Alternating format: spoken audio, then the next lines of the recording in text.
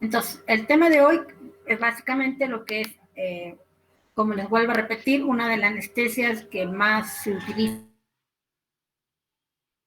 actualmente en quirófanos, en todos los quirófanos a nivel mundial. Son de las anestesias tronculares una de mayor utilidad por, por las indicaciones que esta tiene, por los efectos que produce a nivel del sistema hemodinámico del paciente, y también porque en estos últimos 20 años han salido al mercado agujas de mejor calidad, agujas espinales de mejor calidad a las que se usaban 20 años antes. Son agujas muy finas, con biseles que no provocan lesión a nivel de la dura madre, y por ende el efecto de punción lumbar, que es el efecto adverso más temido, que es la cefalea por punción dural, no se evidencia en los pacientes. Si hacemos un poco de historia, el espacio epidural como tal, en el año 1885, ya un americano, Corney, colocó en este espacio raquídeo en animales la cocaína para ver cuáles eran los efectos de esta. Después Winter, en el año 91, también hizo esto con una aguja que hasta ahora lleva ese nombre, que es la aguja Quinque. Pero fue mucho después Beer quien logró la eficacia de esta técnica, e incluso él experimentó en sí mismo colocándose la anestesia raquídea. En esa época, las agujas que se utilizaban eran agujas gruesas, metálicas, y que desencadenaban muchos efectos secundarios a la cabeza, la cefalea, las náuseas y los vómitos, que se atribuían a la punción de la dura madre y por el uso de estas agujas. En el año 99, en Estados Unidos, se realizó la primera raquianestesia. En 1907, el cirujano londinense Berker incluyó el uso de soluciones hiperbáricas en la técnica raquídea. En el año 46, Adriani y Román Vega describieron la técnica de silla de montar para el bloqueo sacro, utilizando el espacio raquídeo. En el año 54, Trips y Van Damme confirmaron la seguridad de esta técnica. Sin embargo, fue el desarrollo que se hizo posteriormente del material y del tipo de agujas que permitió que nuevamente esta técnica recuperara el sitial que tenía en los años 40 y 60. Fue a través del desarrollo tecnológico que trabajaron sobre mejores agujas, de material, un material que sea menos dañino su función cuando se utiliza esta y cuando se tiene que cortar la dura madre, y también por el grosor de las agujas, porque se vio que a mayor grosor de aguja que se usaba, la cefalea se presentaba en mayor proporción. Y se debía, y fue Green quien describió esto, a la fuga del líquido cefalorraquídeo a través de la dura madre. Posteriormente fueron Hart y Whittaker los que utilizaron una aguja con una punta de lápiz, una punta cónica, lo cual disminuyó la incidencia de la cefalea. Posteriormente, Sprout modificó esta misma aguja y publicó un trabajo en el año 87 de más de 34,000 anestesias raquídeas.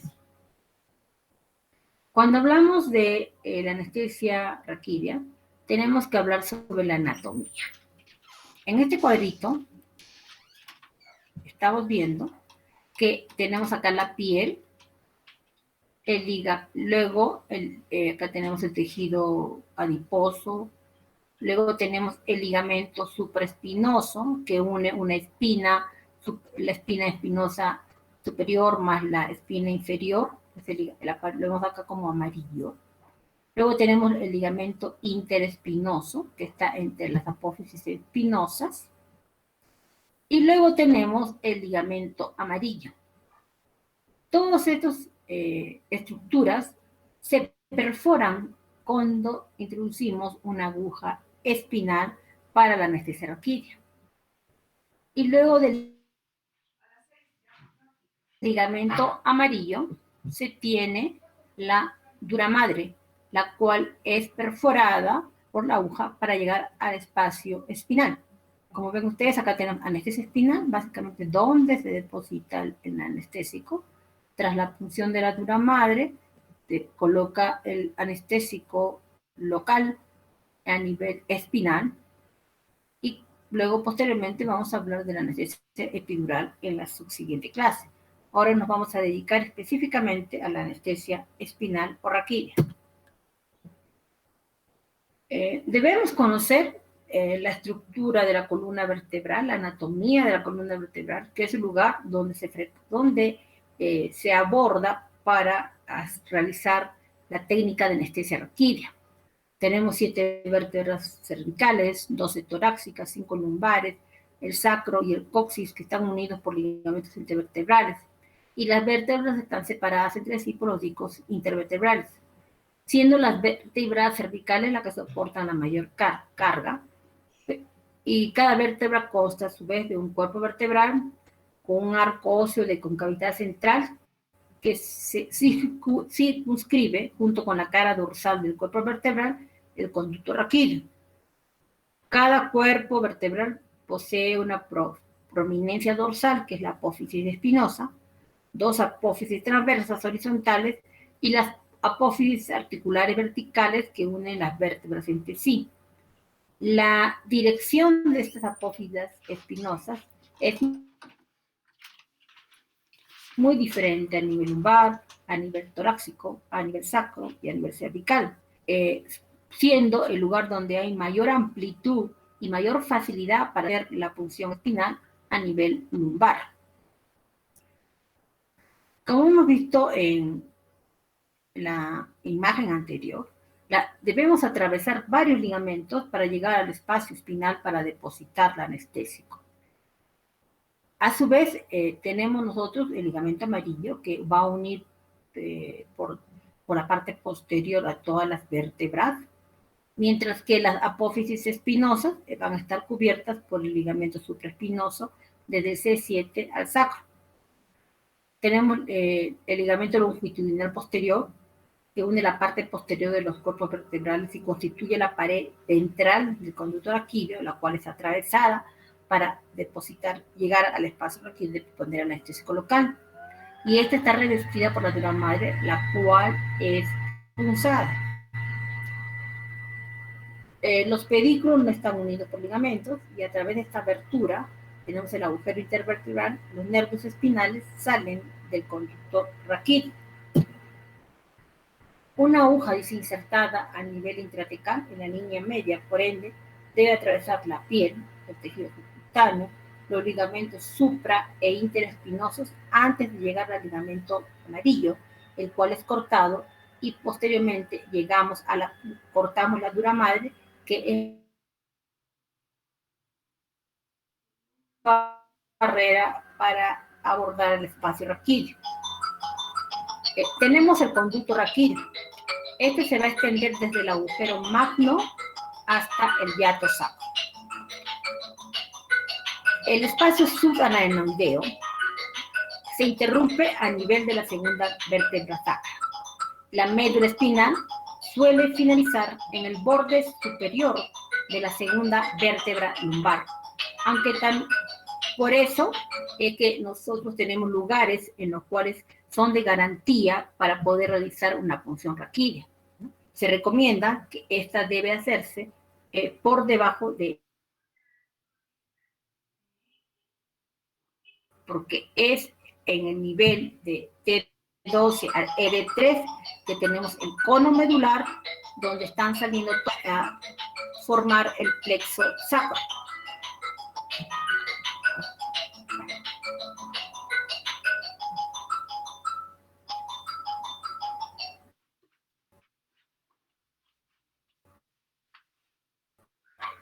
en clase. Entonces, vuelvo a repetir. Nosotros tenemos el espacio raquídeo como tal, que se va a extender desde el agujero magno hasta el hiato sacro. Y es a nivel de la segunda vértebra sacra donde se interrumpe el espacio suranoideo. La médula espinal suele terminar en el borde superior de la segunda vértebra lumbar. Sin embargo, las raíces nerviosas comienzan a salir del espacio raquídeo desde T12 hasta L3, por lo que se aconseja que cuando hagamos una punción raquídea, esta sea por debajo de L2. En la línea media de la columna lumbar, la piel es gruesa y móvil, y la línea horizontal que pasa por el vértice de las crestas ilíacas de ambos lados me va a permitir identificar la apófisis espinosa de L4 y el espacio L4-L5. O sea, si nosotros tocamos las crestas ilíacas y trazamos una línea entre la cresta ilíaca derecha y la izquierda, vamos a tener el nivel L4-L5. Y por encima de ese nosotros vamos contando el espacio L3, el L2, el L1 y así sucesivamente. Si nosotros queremos esto verificarlo, tenemos actualmente tanto la ayuda de la radiología como la ayuda de la ecografía para poder determinar adecuadamente los espacios vertebrales. Esto sobre todo cuando los pacientes son muy gorditos y no se pueden palpar los espacios. Por otro lado, la columna vertebral también tiene, no es recta, tiene curvas. Así tenemos una lordosis cervical, una cifosis torácica, una lordosis lumbar y una cifosis sacrococcígea, la cual es mucho más marcada en la mujer. Esto hace que también la dirección de las apófisis espinosa sean muy diferentes. A nivel de la zona lumbar, la dirección de las apófisis espinosa hace de que se pueda abordar fácilmente el espacio raquídeo, lo que no ocurre a nivel torácico, lo que no ocurre a nivel cervical. Estas curvas también van a influir en la difusión del agente anestésico en función de su densidad específica, de su varicidad y de la posición que adopte el paciente al realizar la técnica raquídea. La longitud de la médula se va a modificar con la edad. En el feto, el cono medular se va a interrumpir en el extremo distal de la columna vertebral, pero durante el crecimiento, la parte ósea se va a alargar más que la médula y al nacer va a terminar a nivel de L3 y que posteriormente en la edad adulta alcanza el nivel de L1. Es importante conocer la longitud del cono medular y también el nivel de su extremo distal, debido al riesgo de parálisis que podemos ocasionar por la punción de alguna raíz nerviosa. Asimismo, tenemos que entender de que las meninges son las estructuras que envuelven la médula espinal. La dura madre, que es la más externa y la más gruesa, la cual punzamos nosotros para ingresar al espacio raquídea, está formada por fibras elásticas concéntricas y constituye la parte más superficial de las meninges. Esta se prolonga hasta el cráneo y se va a extender hasta el nivel de la segunda vértebra sacra. Esta envuelve la médula espinal y el contenido de esta y cuenta con vasos sanguíneos que la irrigan.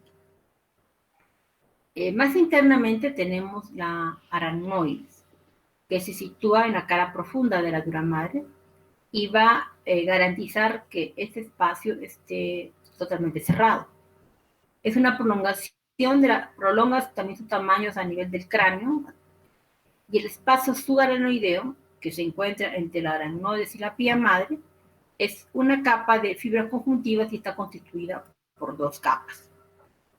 Cuando hablamos de la punción raquídea o punción espinal, en algunas ocasiones se habla de que existen falsos pacientes falsos positivos, pacientes que se les hace la punción espinal y hemos evidenciado que ha salido líquido a través del agujero de la aguja espinal. Sin embargo, este líquido no tiene las características que tiene el líquido cefalorraquídeo. Este líquido es a veces mucho más denso y nos puede hacer confundir con el líquido cefalorraquídeo cuando nosotros entramos al espacio subaracnoideo. La pía madre es una membrana más fina y la más interna de las tres meninges. Esta está muy vascularizada y tiene un papel nutricional, aporta nutrientes y oxígeno a los tejidos nerviosos. El espacio subdural, como vuelvo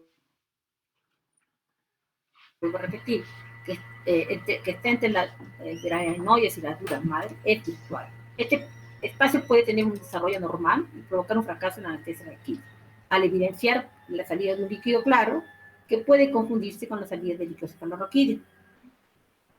El espacio subaracnoideo, que contiene el líquido cefalorraquídeo, se funciona durante la anestesia raquídea. Contiene estructuras nerviosas, el ligamento dentado, los vasos destinados a la médula. Se continúa con los vesículos cerebrales y las internas basales. Y por debajo del nivel de L2 vamos a tener el conum terminal o filum terminal, o también llamados cola de caballo, que va a terminar todas estas fibras nerviosas a nivel del S2. Tenemos que entender que el líquido cefalorraquídeo tiene ciertas características que permite que los anestésicos locales puedan difundir a través de él y hacer su efecto. El sistema nervioso central está inmerso en un líquido que es encargado del mantenimiento de la homeostasis. Este líquido es el líquido cefalorraquídeo. Ocupa los ventrículos cerebrales, el conducto raquídeo y los espacios subaracnoideos, con un papel de nutrición, soporte y regulación del entorno químico del encéfalo. Su distribución y sus dinámicas son muy complejas, y su densidad y su volumen van a variar con la edad, el sexo y la temperatura. Las principales características para que un anestésico local difunda en el espacio raquídeo son la densidad que tiene este anestésico local, el volumen total del líquido cefalorraquídeo, la dosis total de anestésico que vamos a administrar y la varicidad de este, como también la posición del paciente. Normalmente, un sujeto adulto tiene un volumen de 130 más o menos 50 mililitros del líquido cefalorraquídeo, de los cuales 40 a 80 ml se ubican en el nivel lumbosacro. El sistema ventricular va a contener en adultos aproximadamente 30 ml del líquido cefalorraquídeo y el resto se va a distribuir en el interior de los espacios subaracnoideos cerebrales y esterocerebrales. Este volumen disminuye en pacientes obesos, en mujeres embarazadas y en casos de que haya aumento de la presión intraabdominal. En los ancianos, el volumen del líquido cefalorraquídeo también se reduce en un 30 a un 50%. ¿Cuál es la composición que tiene el líquido cefalorraquídeo? Es un líquido transparente, agua de roca, cristal de roca, acelular y su pH puede ser alcalino. La densidad de este líquido cefalorraquídeo es de 1,00003 a 1,000,23 a 37 grados de temperatura y aumenta a medida de que uno desciende por la columna vertebral. También va a variar la densidad en función de la edad, del sexo, de la impregnación hormonal y en ciertas patologías como la hiperazoemia, hiperglucemia, hiperproteinemia, hiperbilirrubinemia e hipertermia. La composición que tiene es muy similar a la del plasma, carece de elementos celulares y contiene de 0,4 a 0,8 gramos por litro de células y de 150 milimol por litro de sodio y tiene poca albúmina, 0,28 a 0,52 gramos por litro. La concentración de proteínas es muy baja, es aproximadamente el 0,3 a 0,5 gramos por litro y varía en sentido distal, siendo máxima a nivel del saco lumbar. Debemos entender que el líquido cefalorraquídeo no es un simple traslado. Se forma por secreción activa, responsable de una gradiente de concentración iónica a nivel de los plexos coroideos. La osmolaridad del líquido cefalorraquídeo es mayor que la del plasma,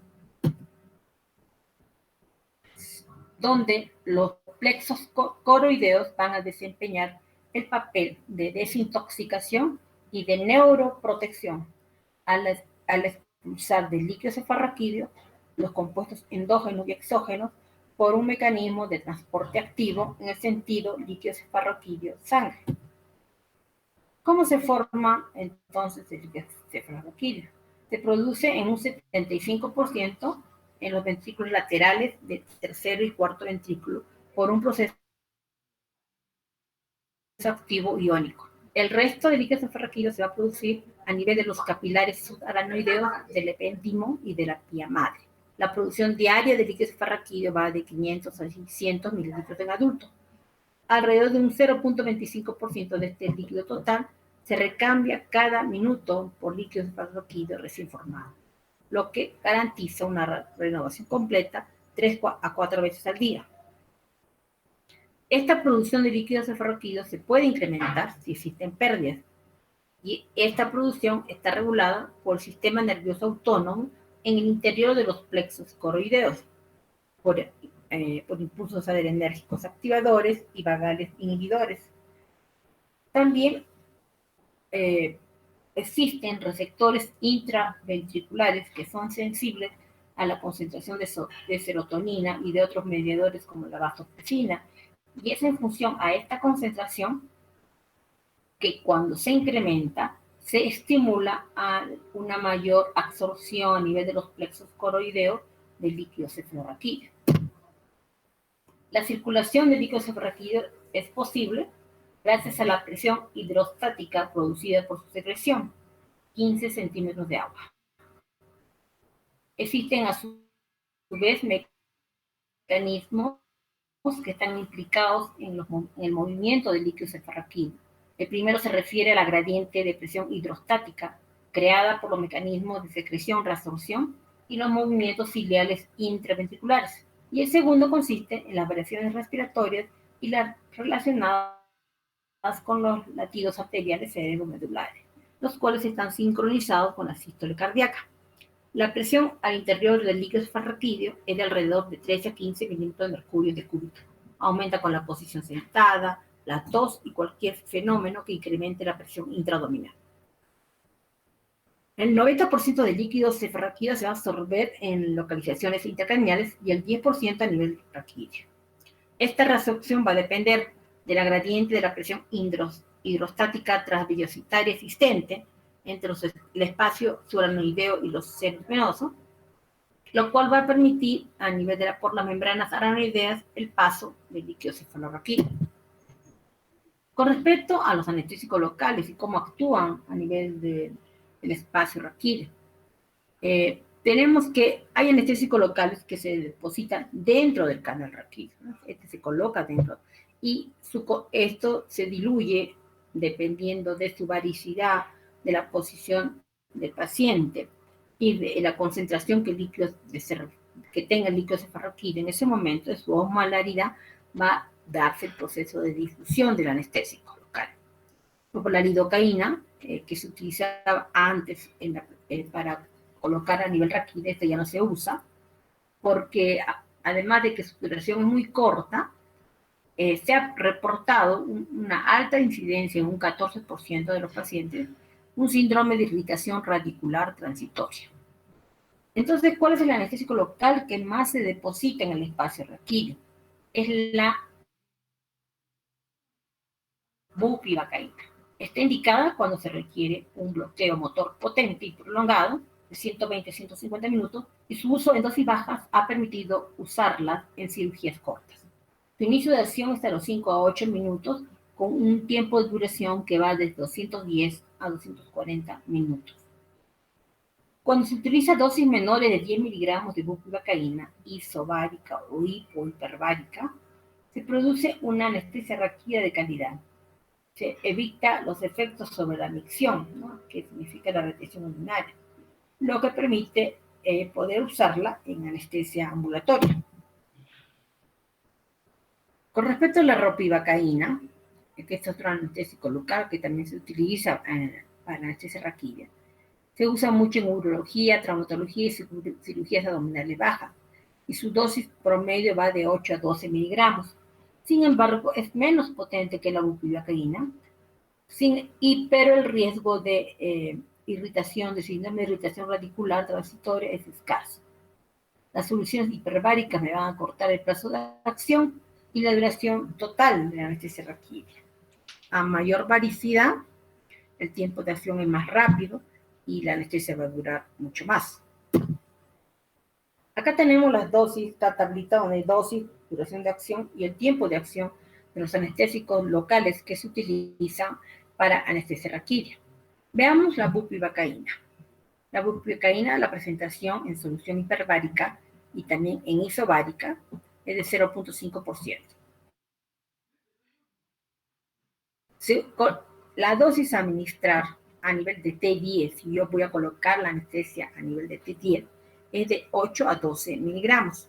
Si yo voy a colocar, administrar este medicamento para un bloqueo a nivel más alto, estamos hablando de T4, los volúmenes que se utilizan y los miligramos que se utilizan son mayores, de 14 a 20 miligramos, siendo la duración del bloqueo sensitivo la misma, de 210 a 240 minutos, y un plazo de inducción o de instalación de 5 a 8 minutos. Veamos la levobupi. Dosis a nivel de T10, para el bloqueo a nivel de T10, de 10 a 15 miligramos. No existe una dosis para bloqueo a nivel de T4. La duración del bloqueo sensitivo va entre 135 a 170 minutos, pero el plazo de instalación es mucho más rápido con la levobupi que con la bupivacaína. Estamos hablando de 4 a 8 minutos.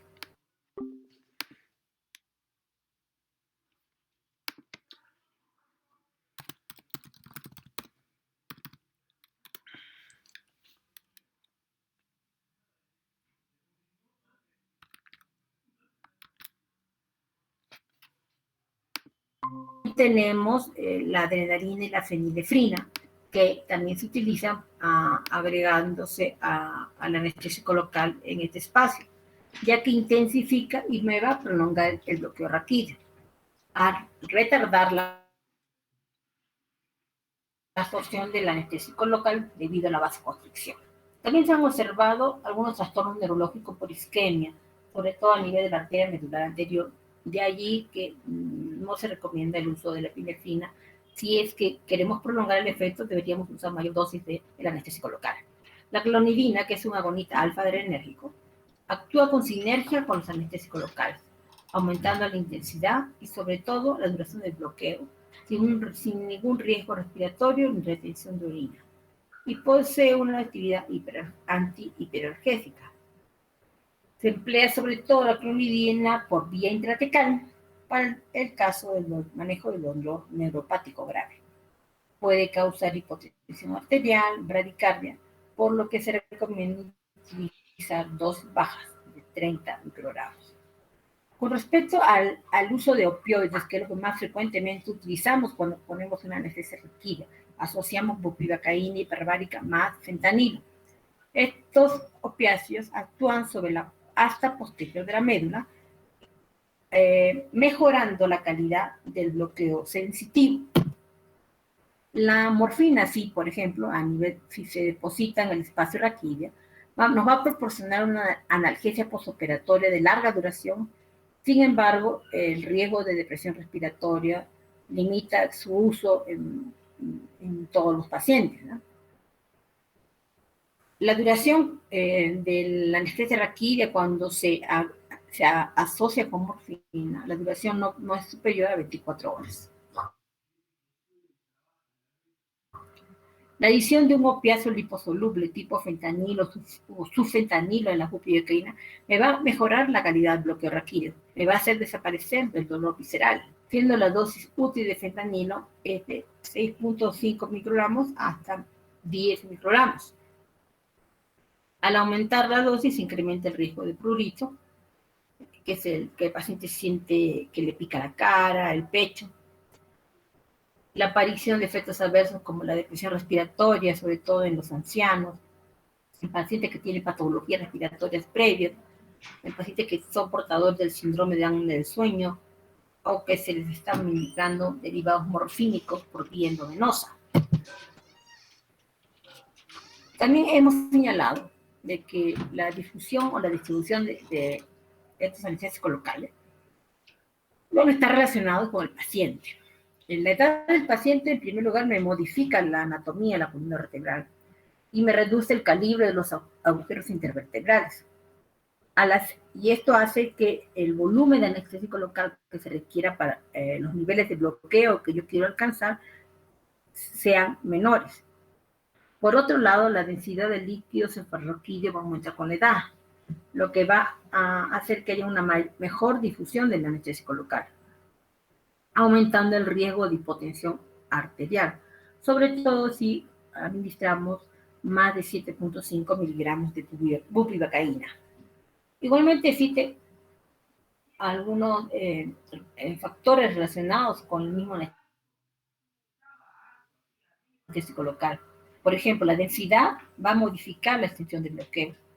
Asimismo, la posición en decúbito supino, 1.5, 2 mililitros o 3 mililitros de bupivacaína hiperbárica, van a llegar a nivel de T10, T8, T7 como niveles superiores.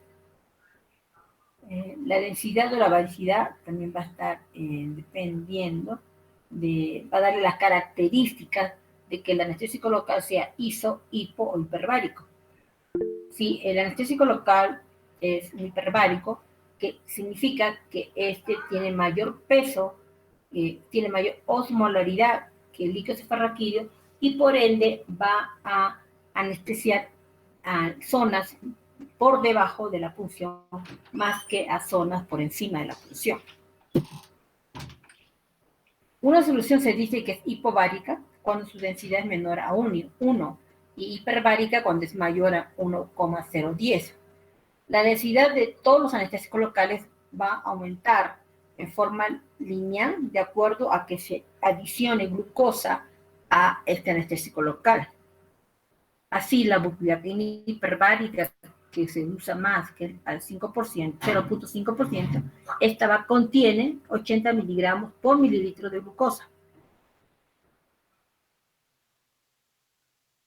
El líquido cefalorraquídeo es inferior en las mujeres durante la gestación, con el posparto, respecto a los varones, o a las mujeres en la pre o posmenopausia. Por ende, al ser esta densidad menor, su distribución se hace más rápida en los niveles más bajos del sitio de punción. Por otro lado, la concentración de los anestésicos locales va a incrementar ligeramente la densidad de la solución, pero el periodo de latencia, la duración y el nivel superior de la anestesia raquídea no se van a modificar. También es importante la temperatura. Esta puede modificar el comportamiento del anestésico local en el líquido cefalorraquídeo, pues la densidad varía de forma inversa a la temperatura. La dosis inyectada también es un factor, sobre todo para la extensión de la anestesia y sobre el cual es más fácil que actuemos, ¿no? Sobre la dosis total. Así es determinante la dosis para saber cuál es el nivel que va a alcanzar mi punción raquídea y cuándo me va a durar el bloqueo sensitivo y motor. Las soluciones isobáricas van a prolongar la duración del bloqueo sensitivo y a menudo motor respecto a la forma hiperbárica y producen una extensión cefálica máxima, menos importante y menos previsible. ¿Qué significa? Que si yo utilizo, por ejemplo, una bupivacaína al 0.5% isobárica, o sea, aquella que no tiene glucosa, vamos a hacer de que la afinidad de este anestésico local por la fibra sensitiva es mucho mayor y su bloqueo menor no es bueno. Y va a alcanzar niveles más cefálicos que niveles sacros. Otros factores que son importantes para los niveles de anestesia raquídea que se alcance es del nivel, en qué lugar yo hago la punción lumbar. Luego la dirección que yo hago de la aguja. La dirección, si es más hacia arriba o es más hacia abajo, va a hacer que se modifique el nivel de la anestesia raquídea. Luego la velocidad de inyección, esta es mucho más rápida, el nivel de bloqueo se eleva. Y por supuesto la posición del paciente. Acuérdense que si utilizamos solución hiperbárica, si el paciente está de cúbito ventral o el paciente está de cúbito lateral, los niveles y los lugares de bloqueo van a ser diferentes si se colocara este bloqueo espinal en un paciente sentado. ¿Qué produce la anestesia raquídea a nivel cardiovascular? Se desencadena una simpatectomía inducida por esta anestesia, que provoca variaciones hemodinámicas, hipotensión arterial, bradicardia, estas son las más frecuentes, y dependen fundamentalmente del nivel de bloqueo. Estos más se van a presentar en pacientes con hipovolemia, hipertensión arterial preoperatoria, en pacientes viejitos, en pacientes obesos, en pacientes que tienen cirugía de urgencia y la asociación con anestesia general. Esto se va a observar en un 33% en toda la población no obstétrica. Las resistencias vasculares periféricas van a disminuir en un 15-18%, pero la presión arterial media desciende por vasodilatación arterial y arteriolar. No se observan variaciones hemodinámicas significativas si el bloqueo simpático es inferior a T10. Los mecanismos compensadores son más eficaces en los jóvenes que en los ancianos. Y en los pacientes coronarios o con baja reserva cardíaca, estas resistencias pueden descender hasta más de un 33% tras una anestesia raquídea. La anestesia raquídea provoca una venodilatación por un bloqueo simpático de toda la red venosa, y de este modo hay una variación en la precarga de la aurícula derecha, lo que permitiría de que se prolongue el bloqueo. La bradicardia se va a producir, en el caso de la anestesia raquídea, por un desequilibrio simpático vagal a favor del tono parasimpático. Los beta bloqueadores van a presentar un riesgo para la anestesia raquídea. Si tenemos pacientes que toman estos medicamentos, hay un riesgo de un 13% de que se produzca una bradicardia. Y esto se debe al bloqueo de las fibras taquicardizantes de T1 a T4. Va a haber una disminución de la presión de llenado de la precarga debido a la reducción del retorno venoso. Con la finalidad de contrarrestar todos estos efectos, es que se utiliza la efedrina, que es una amina simpático-mimética alfa y beta, pero de acción indirecta que aumenta la liberación de catecolaminas endógenas. La efedrina es ineficaz en pacientes que usan antagonistas del sistema renina-angiotensina. En este caso, lo que se utiliza es la fenilefrina, que es un agonista alfa-adrenérgico y que es el vasopresor de elección en caso de hipotensión inducida por anestesia raquídea. A nivel hepático y renal, ustedes saben que el flujo sanguíneo hepático depende del flujo cardíaco y no existe autorregulación.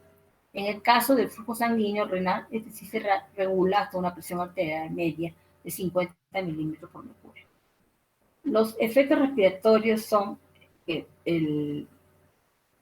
produce únicamente en caso de anestesia raquídea alta, lo que va a provocar una disminución de la expiración por parálisis de los músculos respiratorios intercostales y abdominales, mientras que la inspiración se conserva.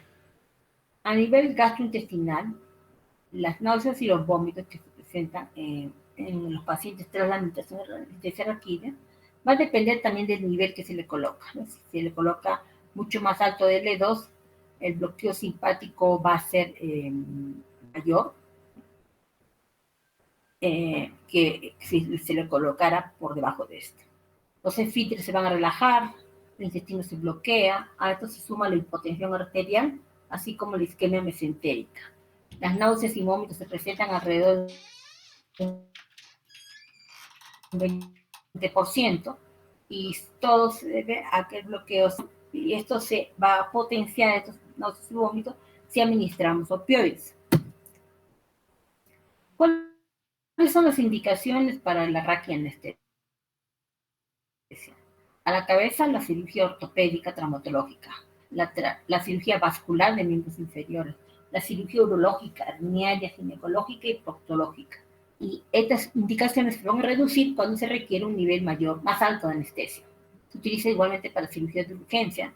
Sin embargo, no protege por completo los riesgos de inhalación en el caso de sedación extensiva o vómitos, aunque por sí sola puede provocar náuseas y vómitos. Como contraindicaciones, tenemos que el paciente no quiera colocarse la anestesia requerida, que haya una infección en el sitio que vamos a punzar, que haya sepsis generalizada, que haya una hipovolemia que no está corregida al aumento del riesgo de episodios hipotensivos graves, la coagulopatía, la anticoagulación eficaz susceptible de causar un riesgo hemorrágico, la hipertensión intracraneal, algunas valvulopatías obstructivas graves como la estenosis aórtica, la miocardiopatía hipertrófica obstructiva. En insuficiencia cardíaca descompensada, también puede uno hacer una contraindicación, sobre todo si vamos a hacer un bloqueo raquídeo alto. En patologías neurológicas persistentes, como las neuropatías desmilizantes, en la esclerosis múltiple, en enfermedades degenerativas como el Guillain-Barré, la ciringomelia o la espina bífida, en pacientes que tienen antecedentes de neuropatía tras una administración previa de anestesia raquídea. Con respecto a las indicaciones relativas, tenemos la sepsis, en un foco distinto a punto de punción, durante la cirugía impredecible, problemas de tratamiento de hemostasia según se evalúa el riesgo sobre el beneficio. En malformación es importante que se tenga de la columna vertebral y antecedentes de cirugía en la columna. En el caso de epilepsia controlada y tratada, aunque existen ya reportes de que incluso en estos pacientes se ha utilizado anestesia raquídea. ¿Cuáles son las complicaciones? Estas son raras, pero pueden ser graves. A la cabeza, la raquianestesia total, porque se dé un nivel alto de anestesia raquídea, que desencadene un colapso cardiovascular con lesiones neurológicas y las cefaleas por punción. Con respecto al fracaso, la incidencia de este fracaso es solamente del 3%. Y esto se debería a la edad avanzada, la obesidad, la malformación raquídea. En otras ocasiones se va a iniciar una punción, pero un fracaso en la anestesia, y eso podría desviarse a que con la aguja hemos llegado a punzar a un quiste de Taflo, que es una dilatación meningia que contiene líquido cefalorraquídeo, pero que está por fuera del espacio subaracnoideo. Hemos hablado de la raquianestesia, que es una extensión excesiva de la anestesia raquídea, que provoca efectos cardiovasculares importantes debido al nivel superior de bloqueo y a la apnea que se produce por la parálisis de los músculos respiratorios. Con pérdida de la conciencia, diría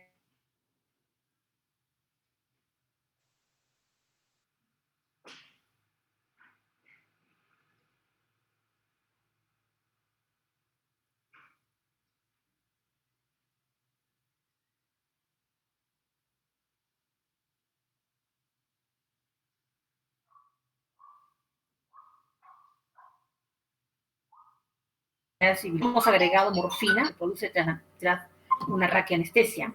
En este caso, se recomienda proceder la intubación orotraqueal del paciente mediante el uso de la técnica de secuencia rápida y asistir ventilatoriamente con una ventilación mecánica hasta que el bloqueo desaparezca por completo. ¿Cómo podemos evitar que se produzca esto? Uno, primero reduciendo las dosis de anestésico local, usando los niveles adecuados para la anestesia. Por otro lado, nosotros debemos, que es lo más frecuentemente que se vea, que el paciente presente hipotensión y bradicardia, nosotros debemos corregir rápidamente esto con el uso de vasopresores, en lugar de reponer líquidos, debemos usar la atropina y o la etilnefrina o la fenilefrina, si es que queremos corregir la hipotensión.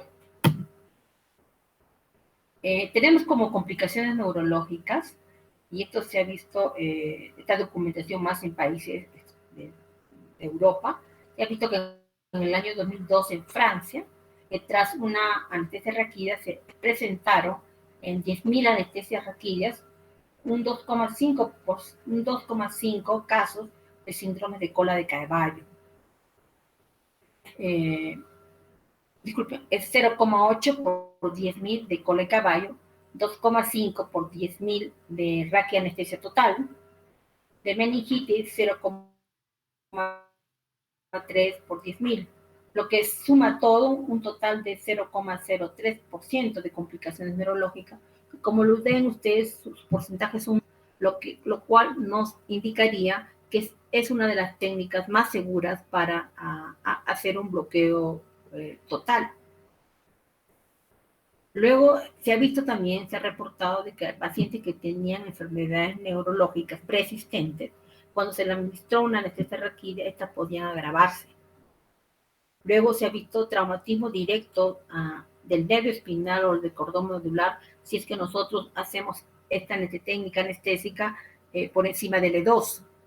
Luego el infarto medular, el síndrome de irritación radicular transitoria y el síndrome de cola de caballo, que se apreciaba mucho con la lidocaína y la mepivacaína, que ya no se usan actualmente. Y luego el dolor lumbar, que también lo reportan algunos, que se irradia hacia los miembros inferiores.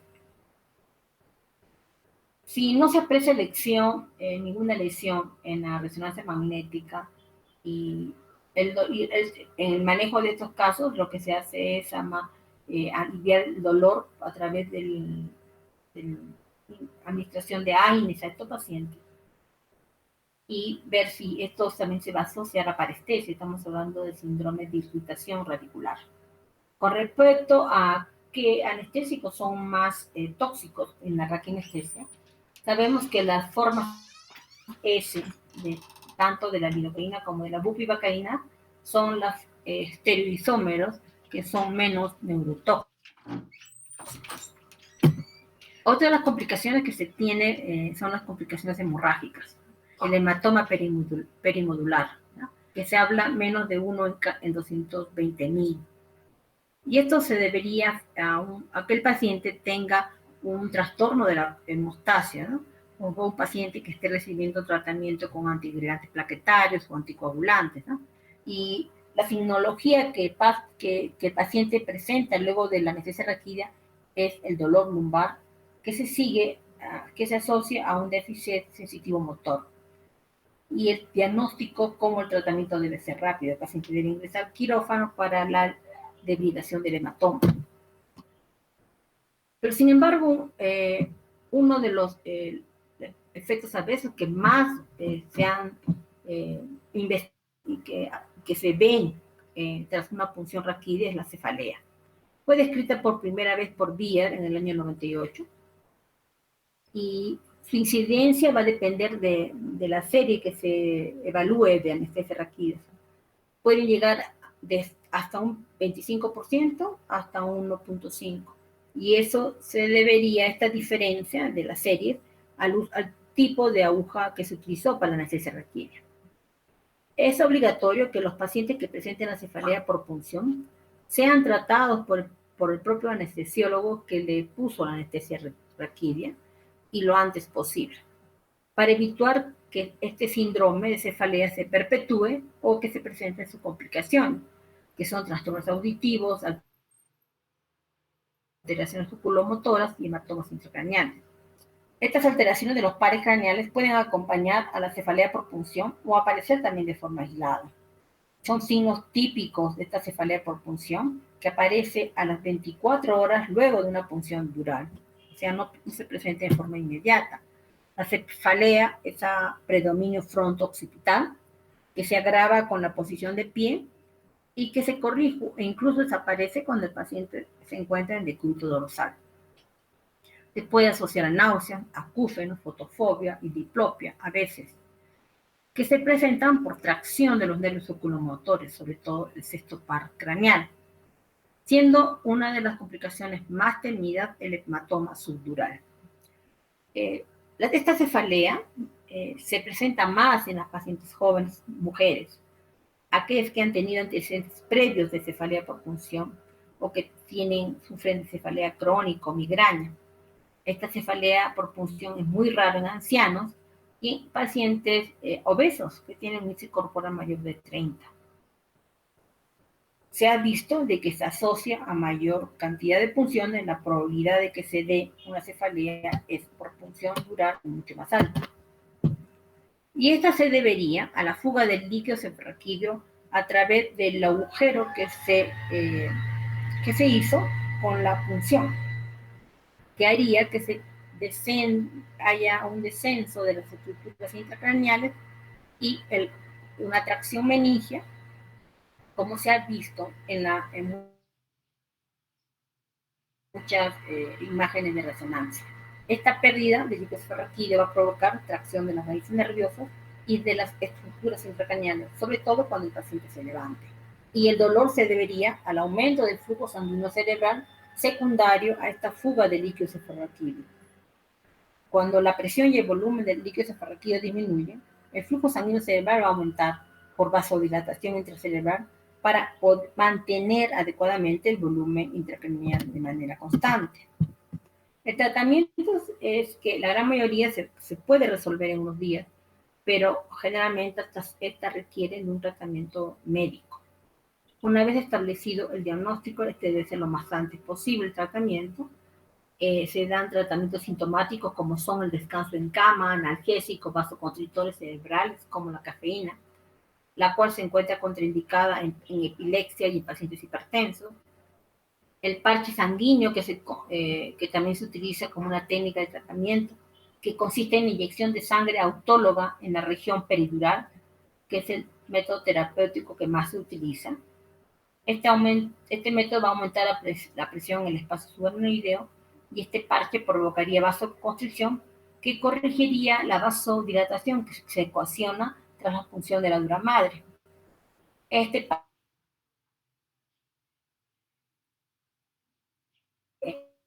en el quirófano con la ciencia respectiva y se realiza con una aguja epidural TAWI y luego el paciente debe permanecer en decúbito supino por 2 horas. Por lo general, el resultado es inmediato. Este parche de sangre es eficaz en un 95% de los pacientes.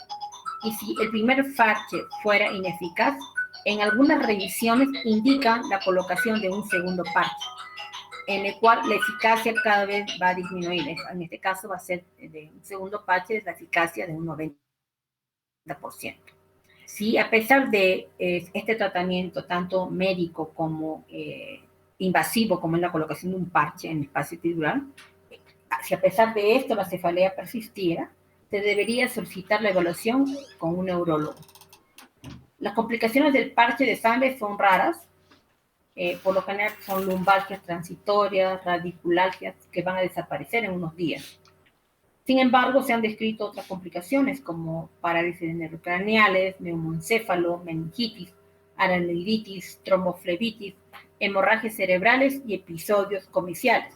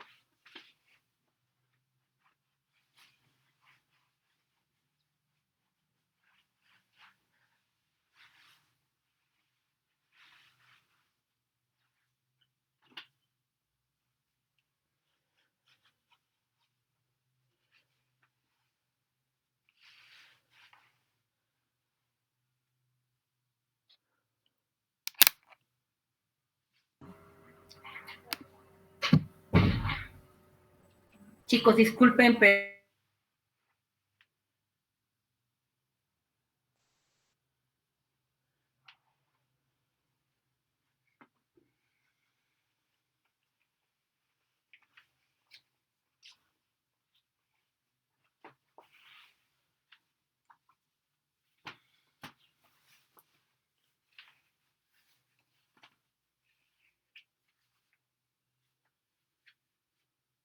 pero como estoy en emergencia, unos 5 minutos para... Doctorita, disculpe, no se le escucha muy bien.